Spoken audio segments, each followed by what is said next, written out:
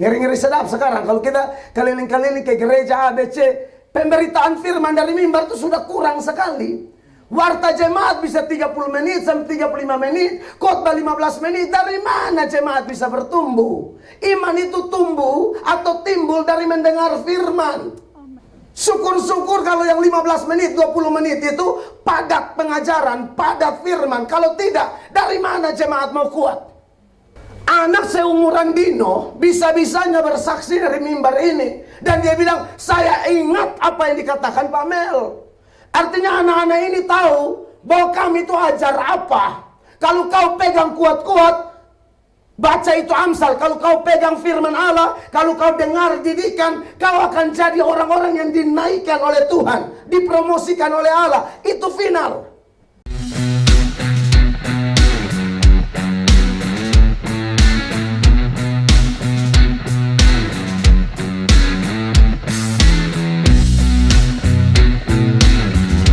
Terima kasih buat semua saudara, tamu undangan, kakak adik saudara yang sampai hari ini kita masih tetap menjadi saudara, menjadi tim untuk terus bergandeng tangan apapun yang terjadi, mau jatuh bangun, kita saling bertarik, berhela untuk sama-sama tambah semangat. Ya, jadi saya bersyukur buat hari yang diberkati dan saya diberkati dengan pengalaman hidup dari anak Dino dan juga Ma Tanti yang memberikan kesaksian tambahan tadi. Sungguh menarik, berharga untuk kami semua. Dan puji Tuhan, malam ini dalam ibadah syukur ini saya mengajak kita buka satu ayat sebagai nats pembuka, terpilih dari Mazmur 119 ayatnya yang ke-7. Mazmur 119 ayat 7, kekasih Allah. Dan saya ajak kalau Bapak Ibu sudah temukan ayatnya, ayo kita baca sama-sama dalam hitungan ketiga ya. 1, 2, dan 3. Aku akan bersyukur kepadamu dengan hati jujur apabila aku belajar hukum-hukum-Mu yang adil. Saudara-saudara, dari nats ini saya mengangkat tema yaitu selalu berlatih untuk bersyukur. Tema kita adalah selalu berlatih untuk bersyukur. Memang kata berlatih ini setelah saya baca Mazmur 119 ayat 7, saya temukan kata belajar. Nah, kan belajar itu kan upaya untuk orang bisa mengalami perubahan. Dari tidak bisa jadi bisa, tidak biasa jadi biasa, tidak mampu jadi mampu, tidak mau jadi mau. Itu belajar. Dan itu akan berlangsung seumur hidup. Sepanjang kita masih hela napas, tidak ada kata berhenti belajar. Saya tentu tidak akan melebar, saudara-saudara, karena ini konteksnya adalah ibadah syukuran. Maka sorotan saya adalah kita dididik untuk belajar terus-menerus, latih terus untuk bersyukur. Emang bersyukur juga perlu latihan? Oh iya, karena banyak orang sekalipun sudah ditolong oleh Tuhan, ada yang bisa bersyukur, ada yang tidak bersyukur. Dia hanya butuh pertolongannya, dia hanya butuh berkatnya, tapi dia buang sumbernya. Dari mana? Dasar apa kita bisa mengatakan itu? Bapak Ibu masih ingat cerita tentang 10 orang kusta yang disembuhkan Yesus? Sudah ingat ya? 9 diantaranya adalah umat Tuhan atau orang Israel. Yang satu itu non-Israel. Sekarang saya tanya, 10 sembuh bukan? Amin. Yang pulang bersyukur berapa orang? Cuma 1. Anda lihat itu.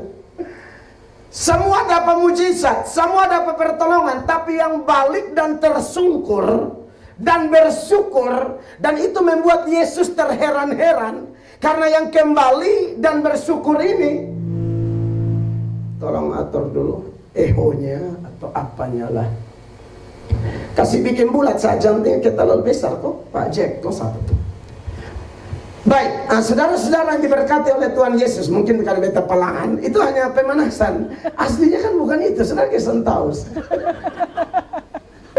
Oke, jadi dari 10 itu, saudara-saudara, kalau Anda belajar di dalam Injil Lukas itu ya, 17 ayat 11 dan seterusnya, sedikit kita ingat kembali di cerita, nanti Kak Nita bantu baca dan saya akan beri keterangan-keterangan sederhana saja, sehingga kita mengingat bahwa ternyata semua orang ditolong, semua orang diberi mujizat, diberi satu berkat luar biasa. Yang bersyukur cuma satu, saudara. Ini kan ngeri-ngeri sedap. Ya, perhatikan mulai ayat 11 ya. Lukas 17, perhatikan ayatnya, saudara. Dalam perjalanannya ke Yerusalem, Yesus menyusur perbatasan Samaria dan Galilea. Ya. Ketika ia memasuki suatu desa, datanglah 10 orang kusta menemui dia. Terus Mereka tinggal berdiri agak jauh dan berteriak, "Yesus, kasihanilah kami."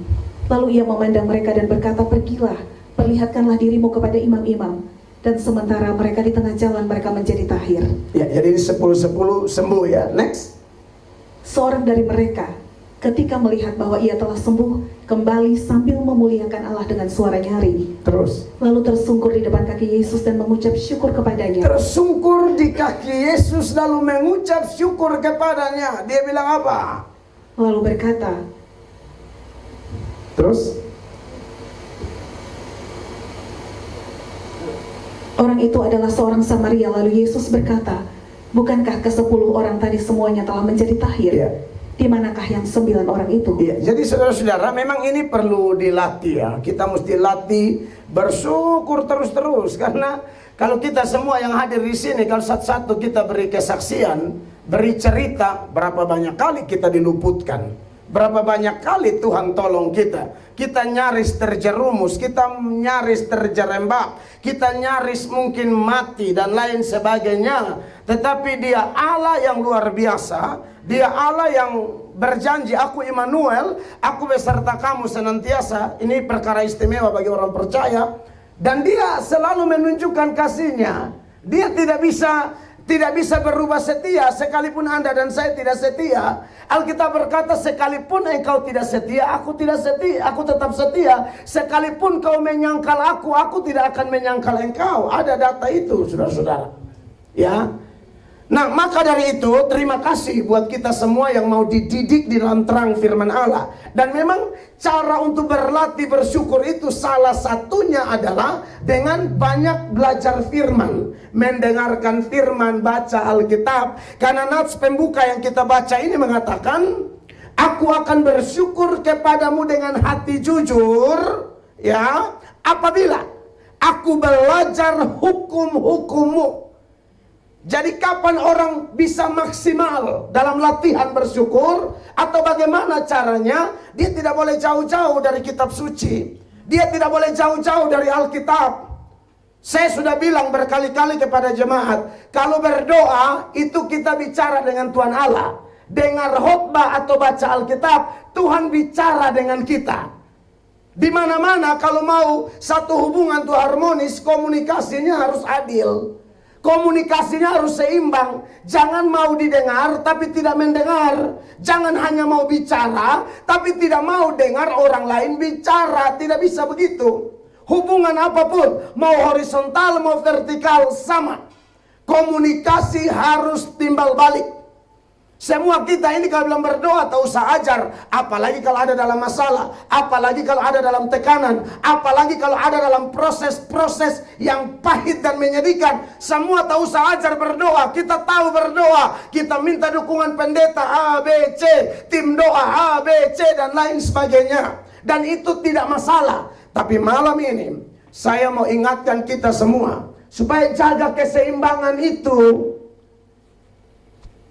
Banyak ngomong dengan Tuhan, harus dengar Tuhan ngomong sama kita banyak-banyak. Nah, untuk bisa bersyukur dengan baik, hari ini kita mendasari ucapan syukur ini dengan mendengar firman Allah. Dan saya berkomitmen, seperti Esra berkomitmen, saya akan meneliti kitab suci dan akan mengajar kitab suci sungguh-sungguh kepada umat. Ngeri-ngeri sedap sekarang kalau kita keliling-keliling ke gereja ABC, pemberitaan firman dari mimbar itu sudah kurang sekali. Warta jemaat bisa 30 menit sampai 35 menit, khotbah 15 menit. Dari mana jemaat bisa bertumbuh? Iman itu tumbuh atau timbul dari mendengar firman. Syukur-syukur kalau yang 15 menit, 20 menit itu padat pengajaran, padat firman. Kalau tidak, dari mana jemaat mau kuat?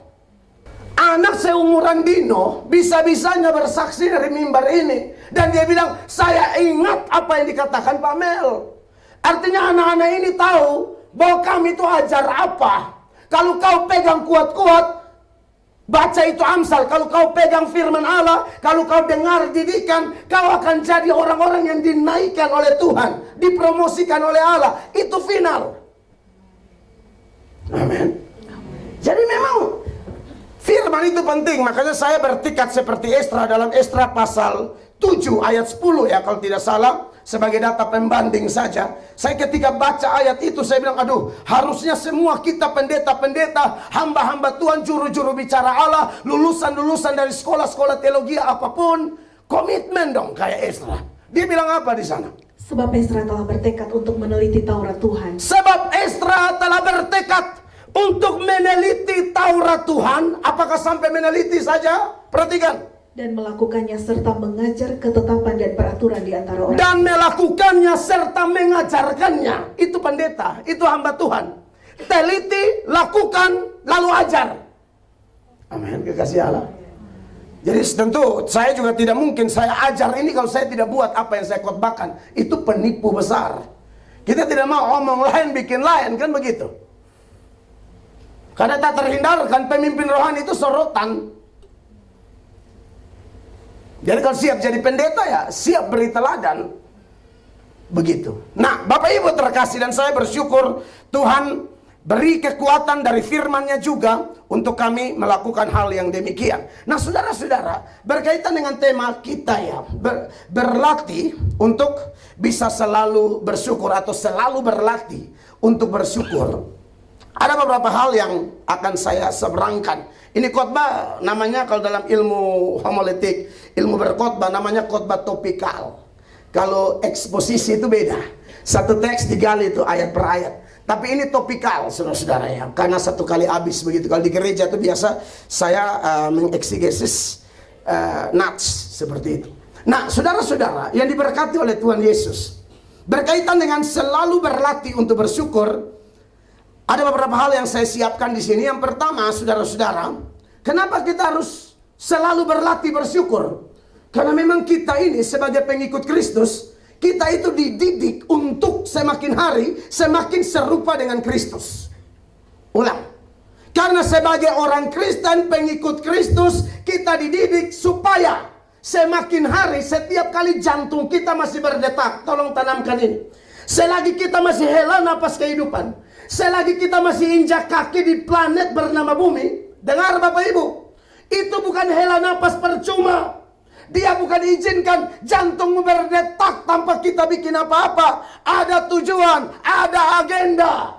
Agendanya apa? Kita harus serupa dengan dia dalam segala hal. Terutama sorotan khusus malam ini, dalam hal bersyukur.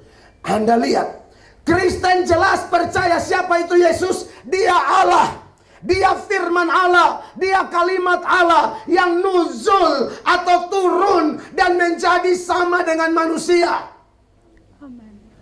Setelah dia jadi manusia, dia memberikan sejumlah contoh, sejumlah pola, patron buat kita semua sebagai pengikutnya. Salah satu yang sering disepelekan orang, dianggap hal sepele, yaitu bersyukur.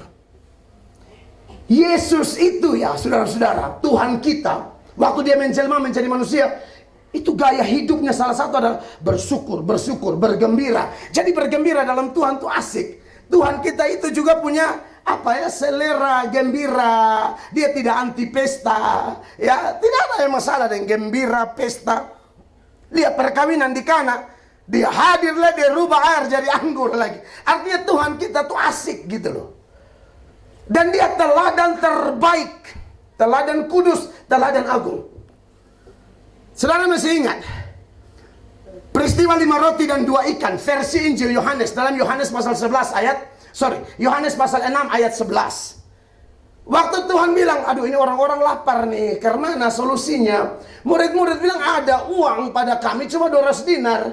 Sedangkan yang hadir waktu itu 5.000 laki-laki, belum tercatat perempuan dan anak-anak. Para penafsir mengatakan kalau di total hitung laki-laki dan anak-anak, jumlahnya antara 12.000 sampai 20.000. 200 dinar tidak bakalan cukup. Tahu-tahu ada seorang anak kecil ini. Anak kecil yang bawa 5 roti 2 ikan. Beta punya analisa ya. Ini tidak ditulis di Alkitab, boleh beranalisa. Beta curiga ini Dep Mama kasih dia bekal. Entah Dep Mama omong apa. Mungkin bilang begini, waktu tu khotbah lama. Jangan rasa kelapar, ya punya gitu loh. Waktu itu ke pengelatan. Waktu kalau lihat orang tambah perhatikan, dia tambah menjadi-jadi nah. Jadi sudah ini lu bekal gitu loh. Di saat murid-murid yang pegang 200 dinar, yang notabene su iko Yesus berkali-kali, su lihat mujizat berkali-kali, tapi seperti ada selubung yang tidak percaya bahwa Yesus yang pernah bikin mujizat, Yesus yang sama, tidak berubah. Dia tetap mampu melakukan mujizat, tapi ada saat di mana level rohani sekelas rasul-rasul masih khawatir. Lalu ada yang bilang, Tuhan ini ada anak kecil satu, dia bawa 5 roti 2 ikan. Tuhan bilang, mari. Lalu dia angkat itu roti dan ikan, dia bikin apa? Perhatikan, Yohanes 6 ayat 11, perhatikan. Lalu Yesus mengambil roti itu, mengucap syukur, dan membagi-bagikannya kepada mereka yang duduk di situ. Demikian juga dibuatnya dengan ikan-ikan itu, sebanyak yang mereka kehendaki. Anda lihat sini. Roti dia angkat, dia bersyukur. Ikan dia angkat, dia bersyukur. Tidak berlebihan kalau saya ngomong ini. Tidak berlebihan kalau saya ngomong ini. Di balik ucapan syukur ada kuasa multiplikasi. Amen. Di balik ucapan syukur ada kuasa pelipat gandaan. Kalau kita melatih diri kita bersyukur, waktu masih golongan apa? PNS biasanya tahu di golongan. Golongan 1, golongan 2, tapi setia gitu loh. Bersyukur, bersyukur, bersyukur. Beta ini bukan tahu-tahu jadi gembala sidang pendeta. Beta ini mahasiswa yang cuci WC, kasih bersih gereja, bertahun-tahun melayani di Jakarta tuh jadi koster. Sementara saya jadi koster, sementara cuci WC, sementara susun kursi pel gereja, beta khotbah, mic-nya apa? Sasapu gamuti. Oh iya dong. Beta pegang sasapu. Sambil apa tuh khotbah selum sampai jemaat lihat. Tapi sudah apa-apa. Karena beta percaya bahwa segala sesuatu itu latihan. Dan Tuhan memang ajar ketong dari satu tangga ke tangga yang berikut, dan itu dari bawah naik ke atas. Bukan lompatan-lompatan yang terlalu instan tuh biasanya jatuh ancor. Jadi baik ke Dino begitu tuh. Keren tuh anak. Ya kita sudah lewati proses. Bukan tahu-tahu terbang ke Amerika, bukan tahu-tahu terbang ke Australia. Bitcoin. Kita ada desa sana. Oemoro, Amnuban, sampai dikejar-kejar Vanik, saudara. Ya, kami pernah dikejar Vanik. Karena waktu KKR di Kolbano, tiba-tiba ada tim penglihatan, katanya setan muka besar ke pintu gereja. Dan dia mau pegang ramas pendeta pemulut. Maka ini tim doa bilang, kami usir setan 2 kilo dari sini. Dia sentang-untang, dia pakai jarak. Setan mah taat. 2 kilo. Besok ketemu jalan 2 kilo itulah. Semua dia ke pantai. Vanik buru. Maka saya pun kakak satu sekarang pendeta di Gemit, pendeta Meki Asbanu. Pendeta Meki Asbanu bilang, wah kalau begini tahu saya betul berdoa tadi. Wah setan naik Dobon Solo dan Jawa. Kan waktu itu masih kapal Dobon Solo.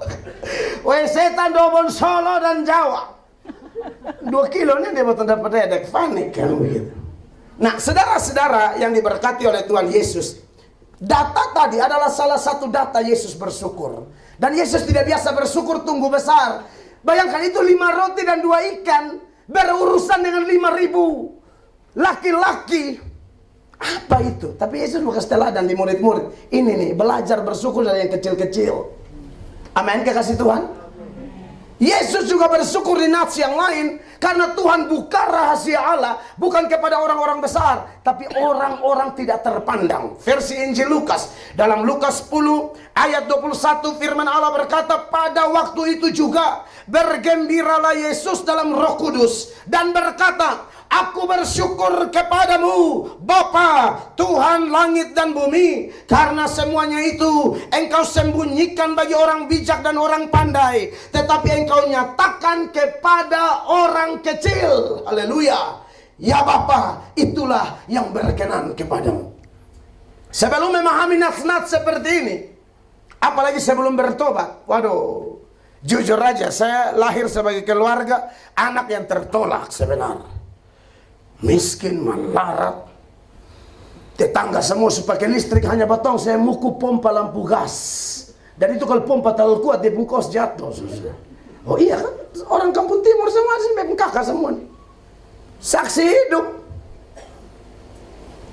Sempat ada stres, Tuhan kenapa beta bukan anak Pak Ibrahim Meda?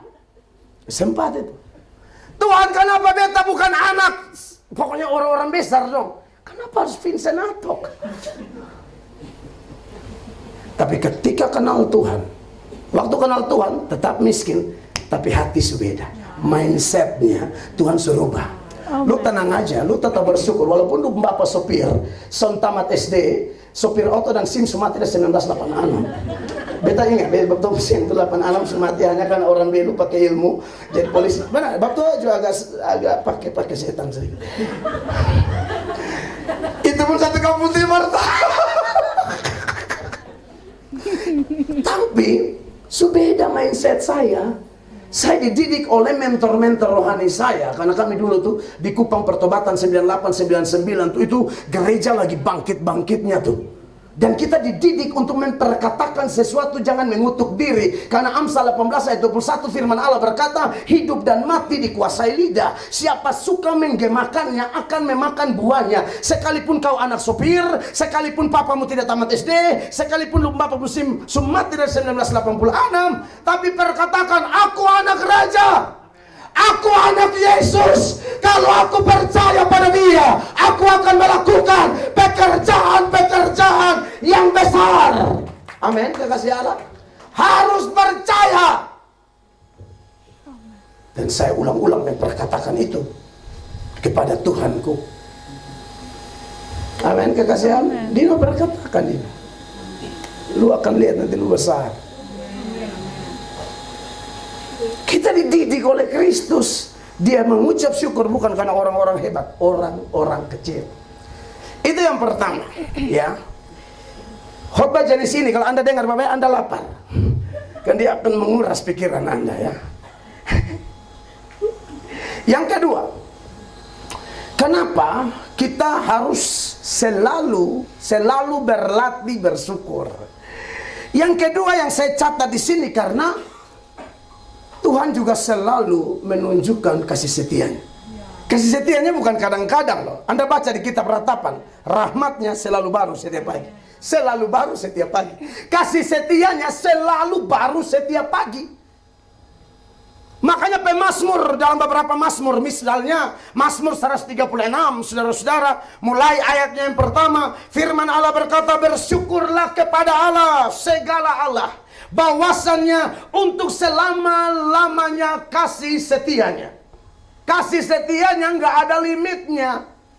Karena dia selalu menunjukkan kesetiaannya, dia selalu menyertai kita, dia selalu menolong kita, maka kita juga harus selalu bersyukur. Amin, kekasih Tuhan. Amen. Jadi memang ini butuh latihan yang baik, ya. Bersyukur untuk apa? Apa manifestasi kasih setia Allah? Aduh, terlalu banyak, saudara, ya.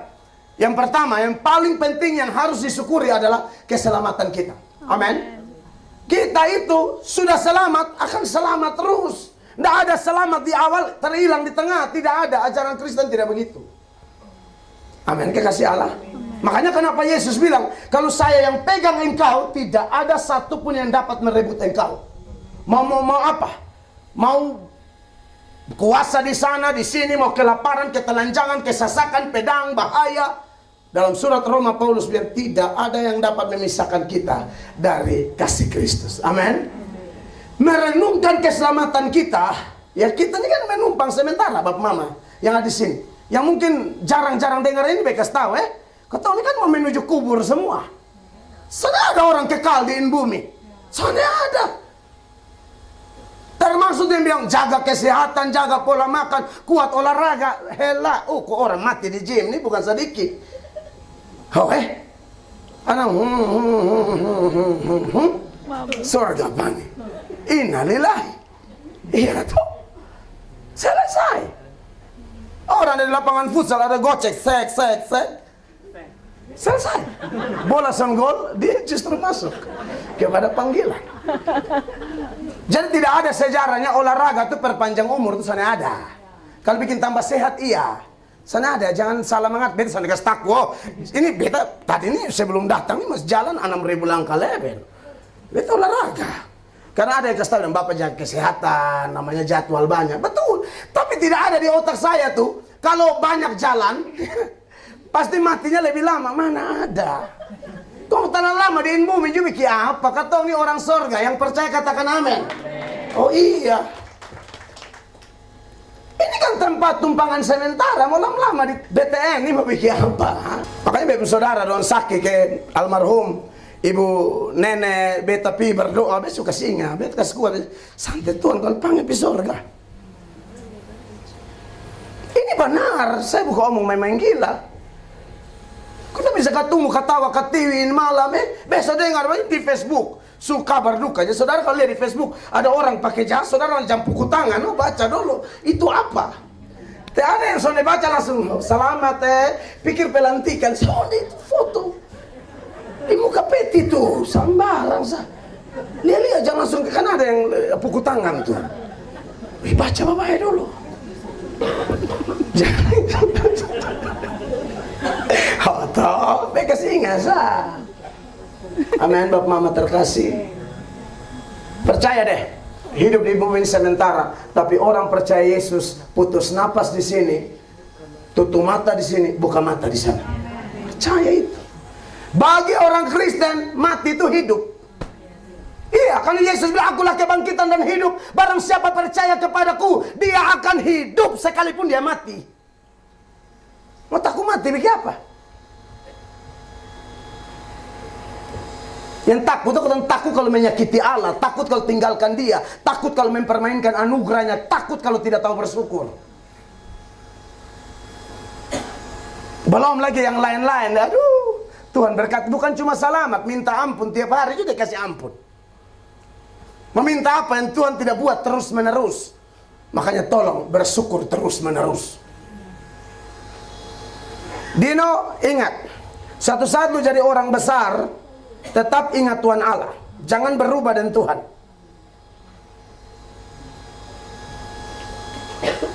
Yang ketiga,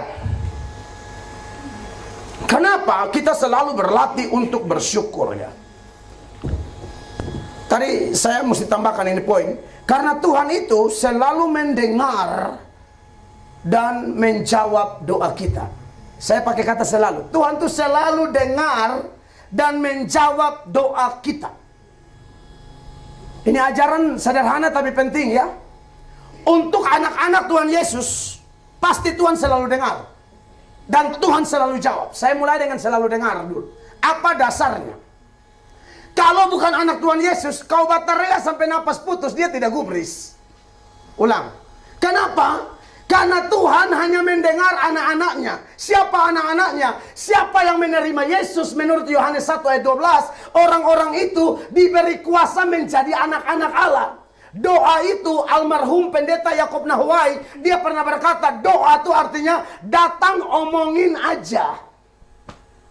Jadi doa adalah tindakan datang kepada Allah. Bagaimana supaya orang bisa diterima oleh Allah? Datangnya harus lewat siapa? Yesus berkata, akulah jalan dan kebenaran dan hidup.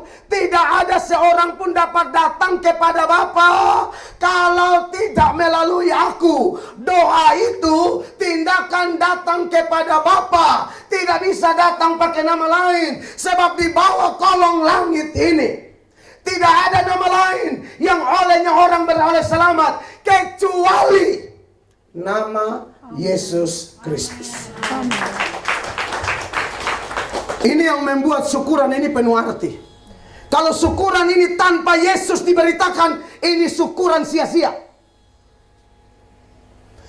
Bagi orang Kristen sebuah syukuran tanpa menonjolkan Yesus, tanpa memuliakan Yesus, Yesus tidak senang dengan syukuran itu. Yang senang cuma setan. Itu hura-hura namanya. Kita ini mau bersyukur karena ini anak bersaksi, Yesus tolong dia. Yesus beri kekuatan buat papa dan mamanya. Maka Yesuslah yang layak terima segala pujian, segala kemuliaan, segala syukur. Tidak ada nama lain. 1 Timotius 2 ayat 5 mengatakan apa? Allah itu Esa, maka Esa pula pengantara Allah dan manusia, yaitu manusia Kristus Yesus. The one and only. Tidak ada yang lain. Maka bersyukurlah Anda menjadi milik Yesus. Amin. Karena tanpa Yesus apa mau bayar Anda dan saya pun dosa? Coba. Tidak ada yang bisa membebaskan dirinya. Dosa itu ibarat kita jatuh di sumur yang 100 meter. Anda tidak mungkin bisa keluar sendiri. Kecuali tangan Sang Gembala Agung itu datang mengambil kita domba-domba tersesat yang sudah terjatuh dalam lubang yang dalam itu. Hanya Dia yang bisa kasih keluar kita. Tanpa Dia tidak ada yang bisa keluar dari lubang segelap dan sedalam itu. Amin. Jadi tidak ada alasan untuk tidak bersyukur. Tidak ada nama lain, hanya Yesus Kristus. Sebab kalau dosa tidak dibereskan, Yesaya 59 ayat 1 dan 2 bilang begini, bukan tangan Tuhan kurang panjang, bukan telinga Tuhan kurang tajam, tapi yang menjadi pemisah antara kamu dan Allahmu ialah segala dosamu, sehingga Ia menyembunyikan diri dan tidak mendengarkan waktu kamu berdoa. Tapi waktu terima Yesus, orang berdosa sekotor apapun diampuni. Tidak ada yang lain. Amin Bapak Ibu. Dia satu-satunya korban yang sejati. Jadi karena Dia selalu mendengar kita, karena kita anak-anaknya, maka selalulah berdoa dengan penuh ucapan syukur. Doa itu harus penuh dengan ucapan syukur, bukan doa mengomel. Tolong, ada nanti kasih contoh doa mengomel. Filipi 4 ayat 6. Betul, doa itu harus dengan ucapan syukur, bukan mengeluh, mengomel. Coba baca. Janganlah Mikrofon. Janganlah hendaknya kamu khawatir tentang apapun juga, tetapi nyatakanlah dalam segala hal keinginanmu kepada Allah. Nyatakan segala hal keinginanmu kepada Allah Dalam doa dan permohonan dengan ucapan syukur. dalam doa dan permohonan dengan ucapan syukur. Banyak kali kita berdoanya tidak dengan syukur. Makanya doa itu sendiri melemahkan kita. Maksudnya kata-kata doa, aduh Tuhan ini laki forever habis setahun. Harusnya begini. Ibu-ibu, mana ada cara berdoa? Tuhan, hamba percaya Tuhan sanggup mengubah suamiku. Hamba percaya Tuhan sanggup mengubah anakku. Tuhan sanggup mengubah istriku, karena dia lebih cerewet dari radio RRI.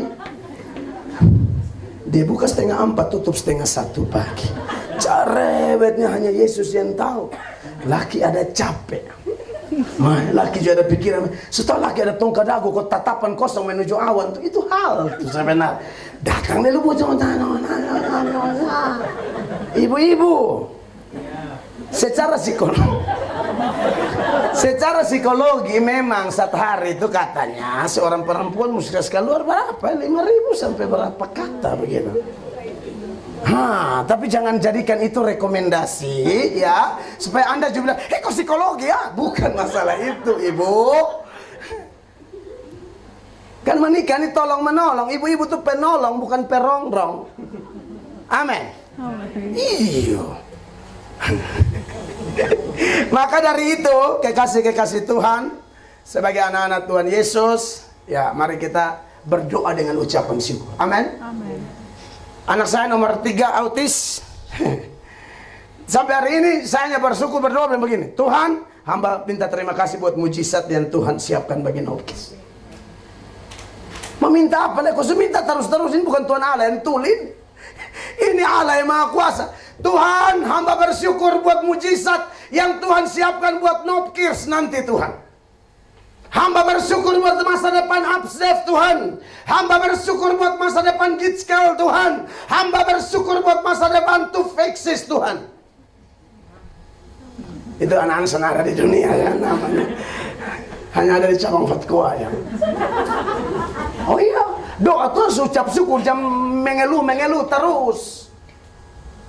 Amin. Sebenarnya tidak ada larangan mengeluh kepada Allah, tapi banyak kali kita karena kebanyakan mengeluh, bukan lagi mengeluh kepada Allah, mengeluh tentang Allah. Itu yang masalah di situ. Beda kata kepada dan tentang itu. Jadi belajar bersyukur buat masa depan anak-anak kita. Kan sekali lagi apa yang Ibu Tanti omong ya dan amin. Orang tua kalau latih diri takut Tuhan, anak cucunya tidak akan minta-minta roti. Amin. Anak cucunya tidak akan minta-minta roti. Jadi mari kita bersyukur kan Tuhan selalu mendengar. Soal menjawab, itu suka-suka Tuhan. Kan jawaban Tuhan ini ada yang ya. Seperti Elia berdoa minta api turun, kasih terang itu penyembah berhala nabi-nabi Baal 450 orang dan pengikut yang sudah menulari satu Israel di zaman itu. Semuanya kaget, satu kali minta api turun dari langit, bakar itu korban di Mezbah, jilat air semua sampai kering. Tapi ada juga seperti Paulus, waktu dia berdoa Tuhan bilang tidak Paulus, cukup, tenang. Makanya Paulus bilang untuk jawaban yang jenis satu ini, Tuhan, Paulus bilang apa? Di dalam kelemahanku kuasanya sempurna. Jangan kutip ayat itu out of context ya. Banyak orang kutip itu ayat sembarang. Itu ayat Paulus ngomong, aku kuat di dalam kelemahan. Itu saat apa? Tuhan menjawab apa? Tuhan menjawab tidak untuk doanya. Tahu saya baca, catat aja 2 Korintus 12 ayat 7, 8, 9 sampai 10. Jadi kalau Tuhan bilang tunggu dulu atau tidak, jangan marah Tuhan, karena dia tahu yang terbaik bagi anak-anaknya. Dia tidak jahat, dia tidak jengkel kita kok. Dia tahu ini permintaanmu agak bahaya, jadi aku menjawab tidak. Ada yang dia jawab tunggu. Jadi sering saya contohkan tentang kematian Lazarus, saudara Marta dan Maria. Lazarus waktu sakit, Maria sudah kasih kabar. Di Yohanes pasal 11 ayat 2 dan 3. Ayat 2 dan 3 firman Allah bilang begini. Maria ialah perempuan yang pernah meminyaki kaki Tuhan dengan minyak mur dan menyekainya dengan rambutnya.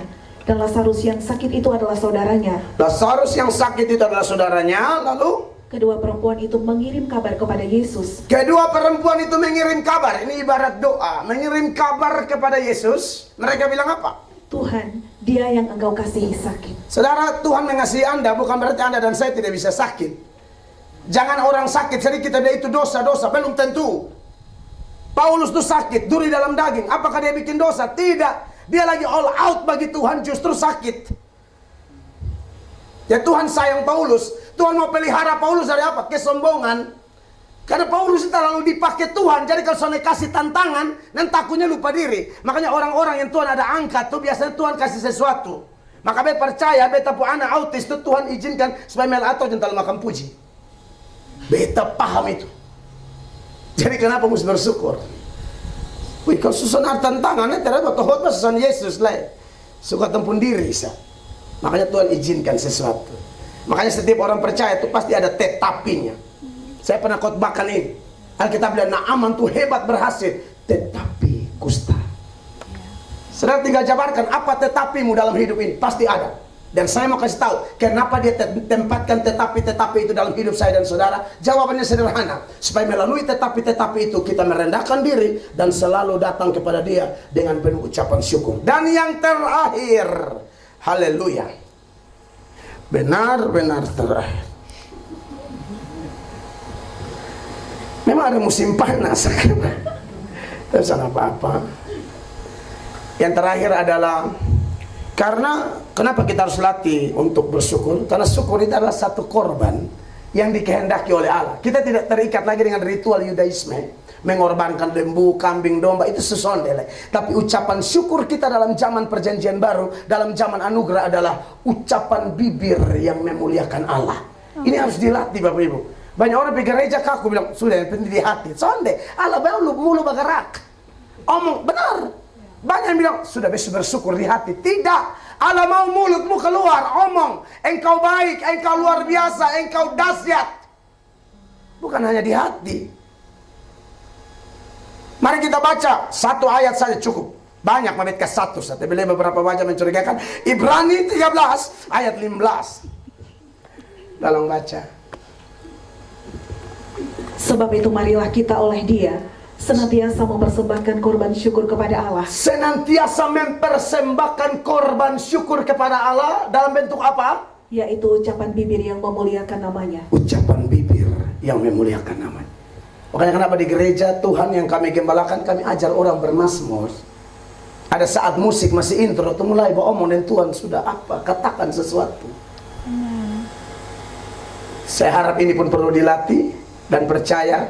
Kalau kita latih terus, kita pasti bisa. Latihan badannya terbatas gunanya, tapi untuk ibadah atau syukur seperti ini, dampaknya kekal. Beri tepuk tangan yang meriah. Saya selesai, Tuhan dimuliakan.